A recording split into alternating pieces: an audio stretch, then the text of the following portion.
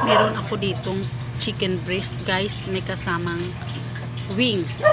Malinis na yan guys, lininisan ko, hinugasan ko sa asin. Nakat ko na yan guys into stripes at nilagyan ng asin, bitsin, tuyo, at i-mix ko lang yan guys.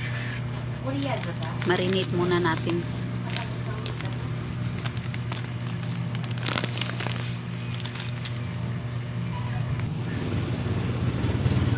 May black pepper pa pala guys. Sa mainit na mantika, igisa na natin ang ating ahos, crushed garlic, sliced onion,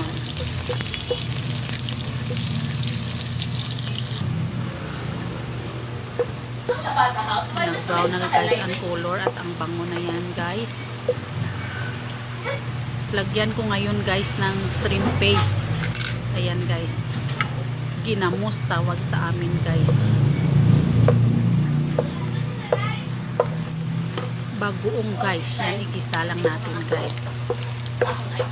Mas masarap din naman yung adobong kangkong pag may shrimp paste. Kaya lang, i-ready nyo lang ang cetirizine nyo kapag allergy kayo.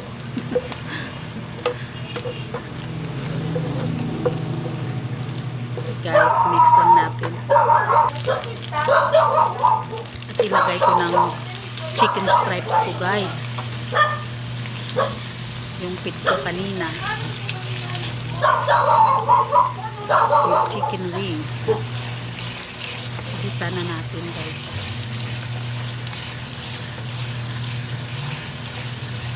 Nabitin kasi yung mga anak ko sa adobong kangkong ko nung nakaraan. So, nag-request ulit na magluto ng adobong kangkong. Ayan guys. Chicken stripes gihapon yung sahog. Inilagay ko na ang kangkong.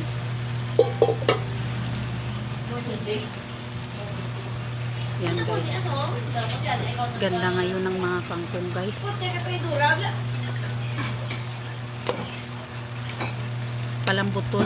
Palambutin lang natin yung kangkong guys para may idagdag pa ako guys. 2 in 1 ito guys, isang lutuan lang guys.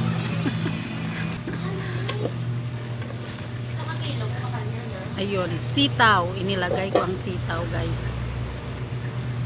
Adobong kangkong at sitaw ito guys, isang lutuan lang. Kasi may sitaw kami. So, naisipan kong lutuin na lang kasama ang adobong kangkong. So, adobong kangkong at sitaw ito guys. Isang lutuin. Kung hindi ko na ilagay yung talbos guys. Nilagyan ko ng oyster sauce. Dinalawa ko na guys para mas masarap.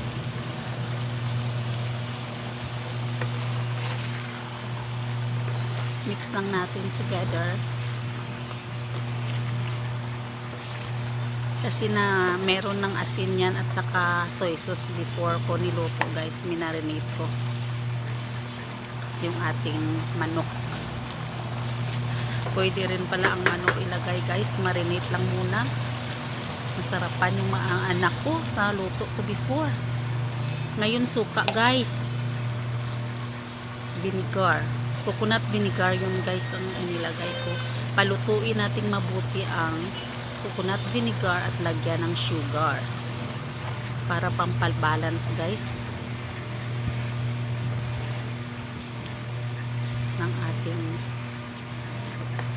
niluluto para masarap. Mix lang natin together. Medyo malambot na guys yung ating kangkong at saka sitaw. Nilagyan ko ng seasoning granules. Dagdag pampalasa guys. Mix ko lang yan guys. At ready to serve na yan guys. Mamaya. Meron pa din naman kaming natirang leftover na pritong isda. Yung bisogo guys, hindi pa naubos. Yung nakaraang araw. Hindi ko na pa ipakita kasi nakalimutan ko sa ref. Parang yun. Ready to serve na guys. Thank you for